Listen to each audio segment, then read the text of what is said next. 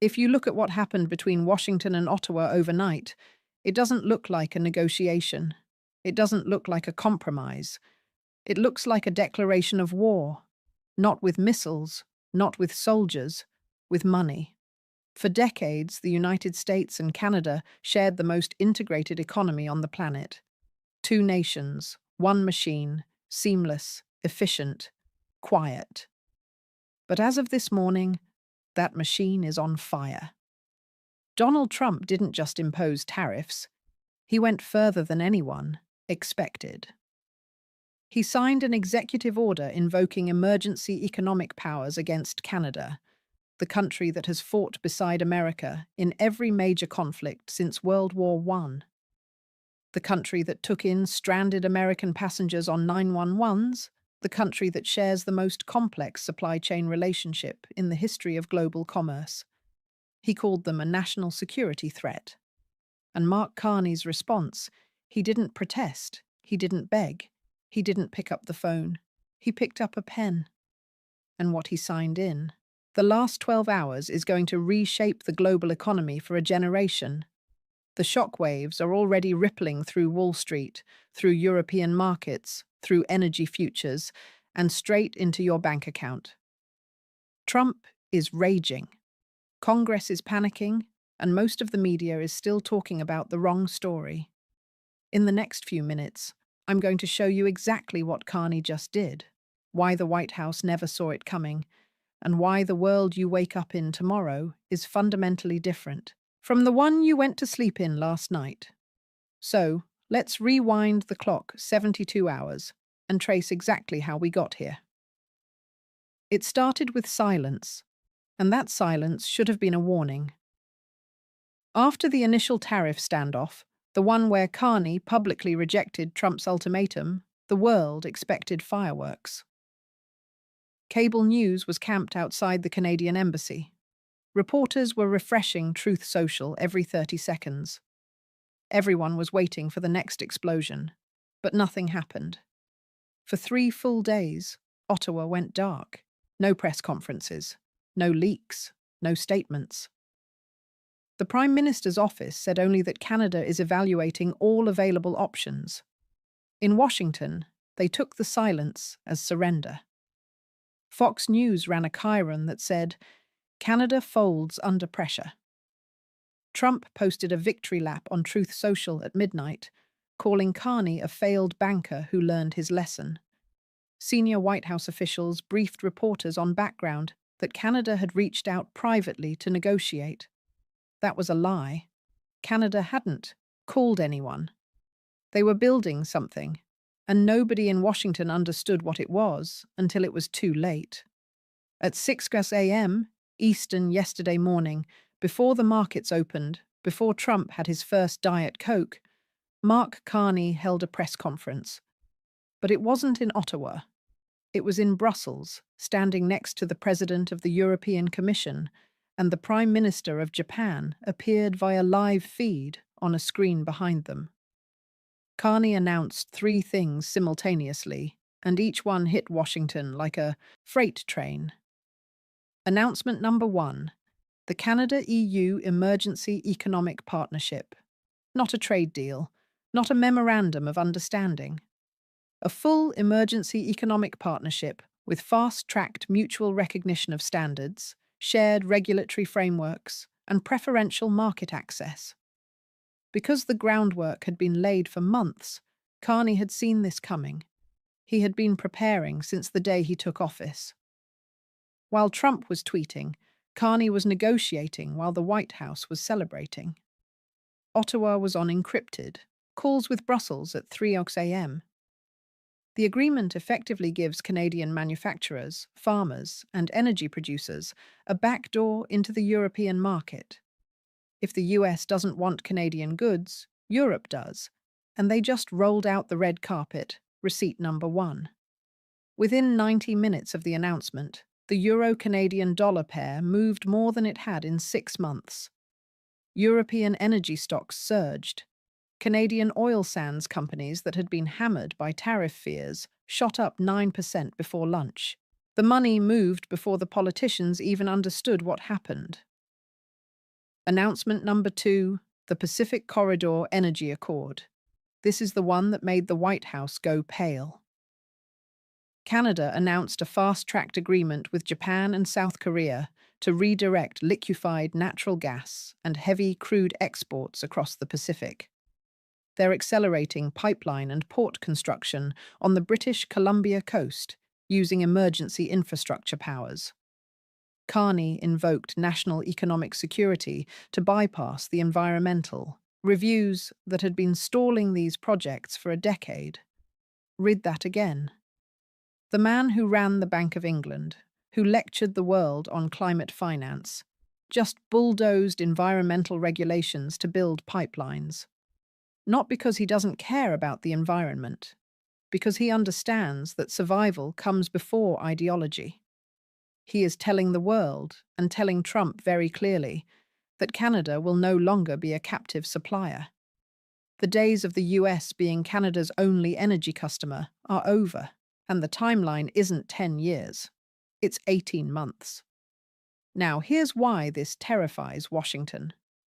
The entire US energy strategy in the Midwest and Gulf Coast is built on the assumption that Canadian crude will always flow south. American refineries were literally engineered to process Canadian heavy crude. You can't just switch suppliers like changing a channel. Those refineries would need billions of dollars in retrofitting to handle lighter crude from the Middle East. Billions and years. Carney knows this. He knows those refineries are hostages. He doesn't have to cut off the oil today. He just has to prove that he can cut it off tomorrow. And yesterday, he proved it. Receipt number 2. US refinery stocks dropped 6% across the board. Marathon Petroleum, Valero, Phillips, 66. All of them fell off a cliff. Analysts at Goldman Sachs issued an emergency note to clients. The title was 2 words, supply risk. That is Wall Street code for we are not okay. Announcement number 3, and this is the one that nobody saw coming, the Digital Alliance.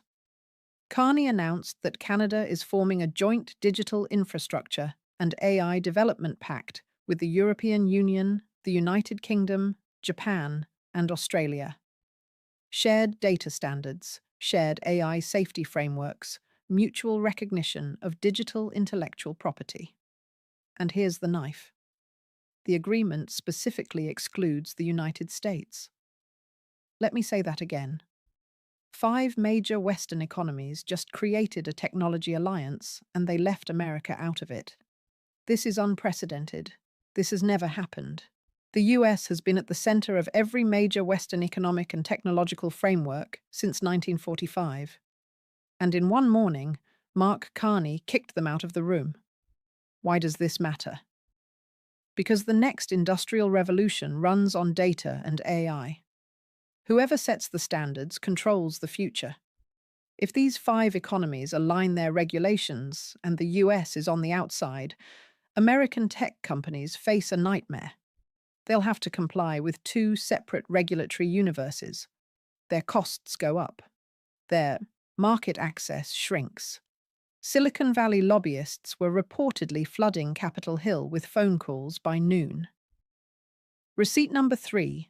The Nasdaq dropped 550 points yesterday, the worst single-day decline in 14 months. Meta, Google, Microsoft, all of them took significant hits. Not because of anything wrong with their businesses, because the market suddenly realized that American tech dominance is not guaranteed. It's a privilege. And that privilege just got revoked by a Canadian in a dark suit, reading from index cards in Brussels. So let's talk about what's happening inside the White House right now. Because from what we're hearing, it is chaos. Not strategic chaos, not controlled chaos. The kind of chaos where people are updating their resumes. Trump's economic advisors are split into 2 camps.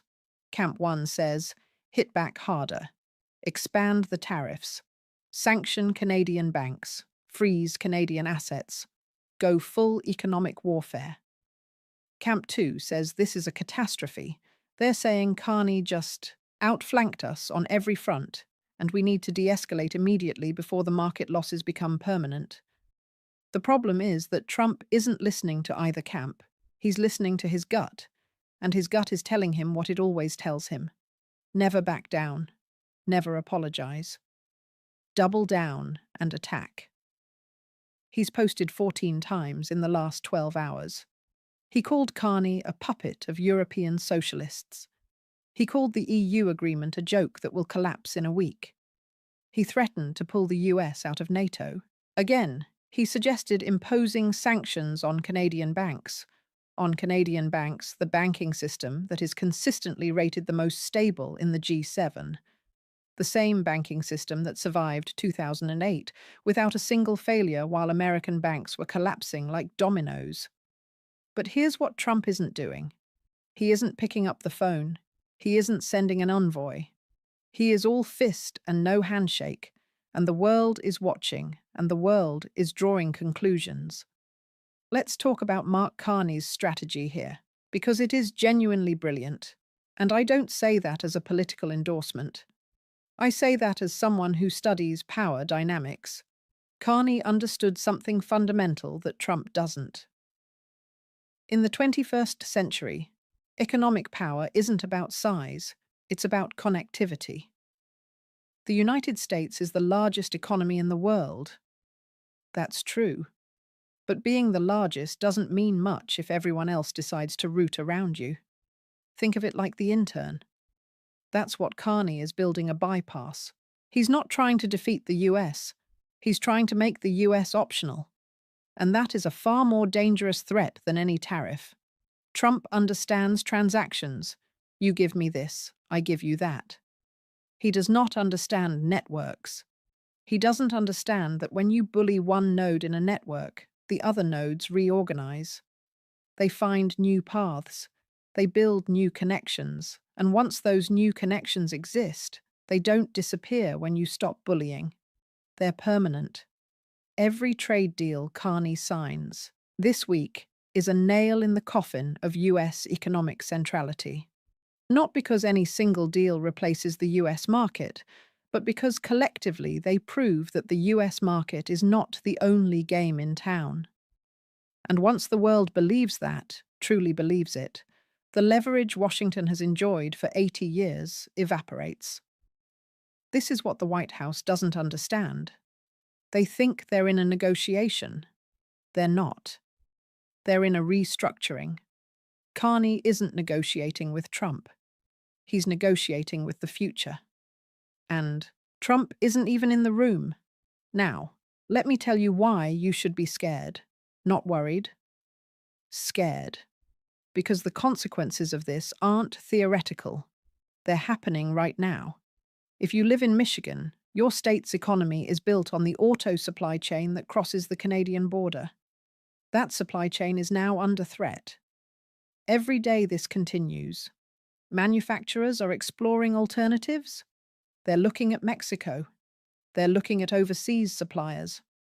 Once those relationships form, the jobs don't come back when the tariffs end. They are gone forever. If you live in Minnesota or Wisconsin or North Dakota, your energy costs are about to become unpredictable. Canadian energy flowing south is what keeps your heating bills manageable and your factories competitive. If that flow gets redirected to the Pacific, even partially, you're competing with Japan and South Korea for the same barrel of oil. Your costs go up, your competitiveness goes down. If you work in tech, the digital alliance Carney, just built, means your company now faces regulatory fragmentation. The compliance costs alone could wipe out margins for mid-sized tech firms. And for the big players, it means a world where American standards aren't the default anymore. That's not a trade inconvenience. That's an existential shift. If you have a 401k, look at it today. Then look at it again on Friday. The volatility we're seeing isn't a blip. It's the market repricing, the entire concept of American economic leadership. 30 years of assumed dominance is being unwound in real time. And your retirement is caught in the gears. But beyond the economics, there's something deeper happening here. Something that should keep every American awake at night. The moral authority of the United States is collapsing, not because of enemies, because of choices. When your closest ally, the nation that literally shares your values, your language, your border, your blood, when that ally looks at you and says, "We can't trust you anymore," the rest of the world takes notes. Denmark is taking notes. Australia is taking notes. Every country that has ever relied on Washington's word is now running the same calculation. If they did this to Canada, what would they do to us? And the answer to that question is reshaping alliances, trade routes, and military partnerships across the globe as we speak. This isn't just about tariffs. This is about the architecture of the free world, and that architecture is cracking. So where does this end? I see two paths and no middle ground. Path 1. Cooler heads prevail. Corporate America, led by the auto industry, the energy sector, and big tech, descends on Washington with a unified message. Stop this now. Republican governors in border states break their silence and publicly demand a resolution. Trump, facing collapsing poll numbers and market chaos, agrees to a face-saving summit. Carney, ever the technocrat, offers him an off-ramp, a revised framework that gives Trump something he can call a victory while preserving Canada's sovereignty. The new trade deals with Europe and Asia stay in place. But the immediate crisis cools. This is the hopeful path. It requires Trump to do something he has never done in his life. Accept a draw. Path 2. The spiral. Trump retaliates against the EU agreement. He imposes secondary sanctions on European companies that participate in the Canada partnership. Europe retaliates against the US. Japan pulls back from US Treasury purchases. The dollar weakens. The global economy fractures into competing blocs. We enter a period of sustained deglobalization that makes the 2008 financial crisis look like a practice round. Nobody wins, everyone bleeds, and the liberal international order that kept the peace for 80 years finally dies. Not with a bang, but with a tariff. I think we're on path 1, but I thought that 3 days ago too. And then Carney went to Brussels. Here's what I know for certain. The relationship between the United States and Canada will never be the same. Even if this gets resolved tomorrow, the trust is broken. You can't unring that bell. Canada now knows that the US will treat it like an adversary when it's politically convenient. And Canada has now proven that it has options. That changes the calculus permanently. Carney didn't just stand up to Trump. He showed the world a blueprint for how a smaller country can fight back against a larger one without firing a shot. He used finance, diplomacy, and timing. He used connections Trump doesn't have and skills Trump doesn't understand. He turned Canada's perceived weakness, its dependence on the US, into a strategic asset by proving that dependence runs both ways. The question now is whether Washington learns the lesson. Whether someone in that building looks at the smoking wreckage of American credibility and says, maybe we should stop treating our friends like enemies. I'm not optimistic, but I've been wrong before. What do you think? Is Carney saving Canada or gambling with the global economy? Is Trump defending American interests or destroying American alliances? And the biggest question of all, when the dust settles, which country will be stronger? Drop your answer in the comments. I read every single one. And subscribe if you haven't already, because the markets open in 14 hours, and what happens next could define the decade. This story isn't slowing down. Don't look away.